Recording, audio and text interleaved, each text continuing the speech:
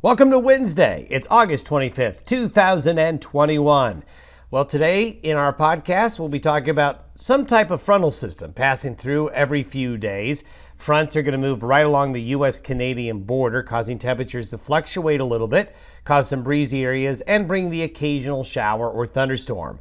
We're not going to see big swings in temperatures. These are modest swings, but some days will be pretty warm, some days will be pretty comfortable, and some days in between. And as these fronts pass through, spotty showers and thunderstorms will pop up from time to time. The best concentration of these showers and thunderstorms will again be those northern areas, with the rest of the Central Rockies and the Central High Plains seeing occasional thunderstorm activity. It's just going to be kind of spotty.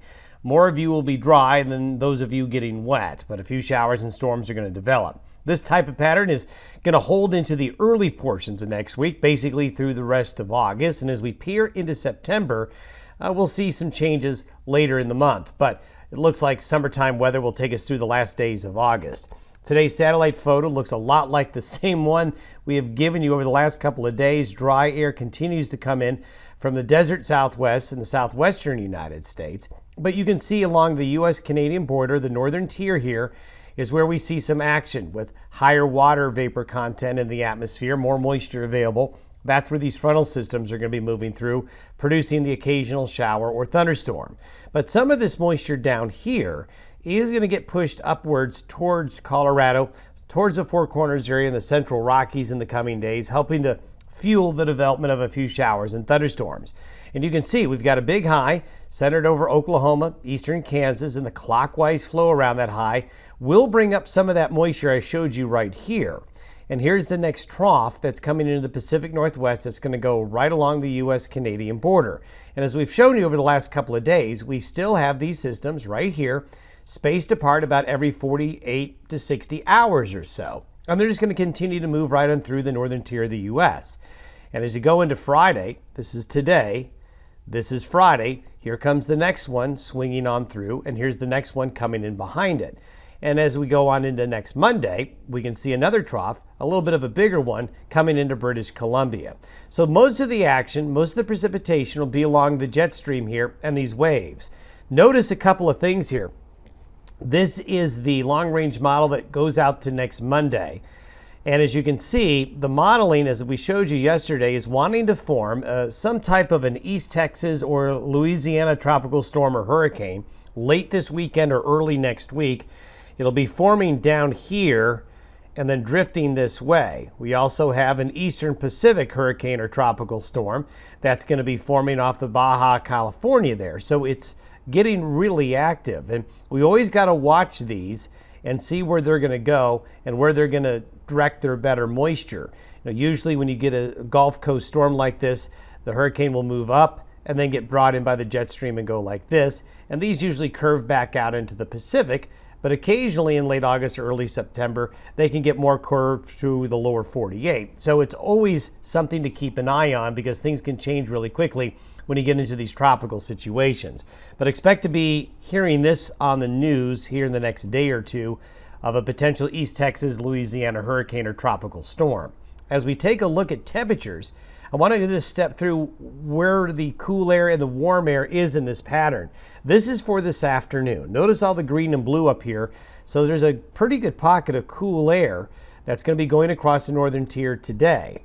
By Friday, we see that we warm up with the next pocket of cool going across the northern tier. So there's a real dividing line. Along and south of basically Interstate 80, it's pretty warm. North of there, it's going to be cooler relative to average. And if we were to add up to 10 days, you can see that the tendency for coolness is going to be in the northwest and northern areas, while the rest of the other parts of the nation, as we go through the last week of August and early September, is going to be pretty warm relative to average. This is the next 5 days of precipitation, and you can see the green and the brighter colors here are more in those northern areas. So the best chance of rain will be Montana, the Dakotas, northern Wyoming. But notice into Colorado and southern Wyoming here, even Utah, western Kansas, southwest Nebraska, there's going to be some opportunities for showers and thunderstorms. It's just not widespread rain. It's just not the type of rain you can count on. But there will be some activity over the next 5 days in kind of random hit and miss late afternoon and evening showers and thunderstorms, and even a few of those could be found in the nighttime and early morning hours. Over the next 10 days, this is the precipitation forecast for the lower 48, and you can see the northern plains, areas that really need the rain, are going to get it. This is an extremely dry area that's going to get some beneficial rains, as well as southern areas of Canada and across the southern provinces there, not looking bad. Now, hurricane activity or tropical storm activity is this culprit for the heavier rain that's being forecasted over the next 10 days, and we'll see where that ends up. And you can also see the tropical moisture that's down here in southern Mexico. So there's going to be a lot going on in the tropics. We're making that transition into a late summer pattern as we get into the end of this month and into early September. As we go out 10 days from now, this is looking into the first day of the Labor Day weekend. Wanted to show you that, generally speaking, we're going to still be in a warm regime into early September. But notice we've got a trough of low pressure off the west coast, another one up here in the Aleutians, and high pressure up here. And so as long as this high pressure ridge is here, this is going to allow these storm systems to come into the western United States. So early September is probably going to bring a couple of frontal systems getting a little bit deeper south into the Intermountain West and the Pacific Northwest, and that's something that we'll keep an eye on, as I know a lot of you folks are already planning that weekend. But we're pretty far out. As we get closer, we'll give you more details. Have yourself a great Wednesday, everybody. We'll talk to you tomorrow.